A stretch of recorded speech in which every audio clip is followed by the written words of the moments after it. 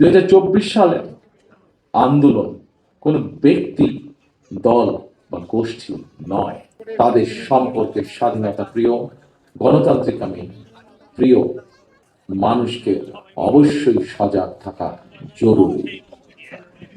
জুলাই অভ্যুত্থানে যেভাবে মানুষকে হত্যা করা হয়েছে, 1,500-এর মতন মানুষকে যে হত্যা করা হয়েছে, এটিকে এক বাক্যে স্রেফ আমরা একটি গণহত্যা বলতে পারি।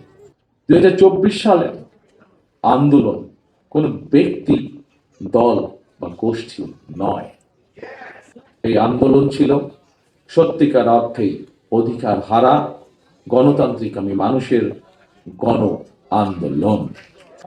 2024 সালকে যদি সুসংহত করতে হয়, তাহলে দেশের সকল নারী, পুরুষ তথা প্রতিটি নাগরিকের রাজনৈতিক এবং অর্থনৈতিক স্বাধীনতা নিশ্চিত করা অবশ্যই প্রয়োজন।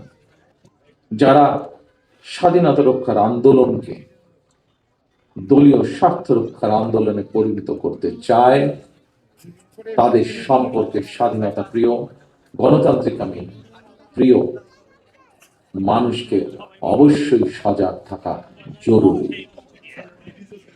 2024 সালে দেশ এবং জনগণের স্বাধীনতা আন্দোলনে হতাহত পরিবারের স্বজন কিংবা আহতদের অবর্ণনীয় কষ্টের কথা আমরা আজকে আমাদের অনুষ্ঠানে শুনেছি।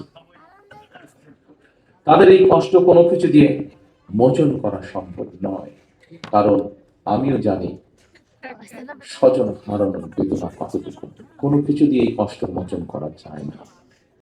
একটি নিরাপদ গণতান্ত্রিক বাংলাদেশ প্রতিষ্ঠার জন্য আগামী জাতীয় নির্বাচন অত্যন্ত অত্যন্ত এবং অত্যন্ত গুরুত্বপূর্ণ। আমরা যদি একটি নিরাপদ গণতান্ত্রিক বাংলাদেশ প্রতিষ্ঠা করতে ব্যর্থ হই আগামী দিনে, তাহলে এইভাবেই আমাদেরকে শোক সমাবেশ আর শোকগাথা চলতে থাকবে।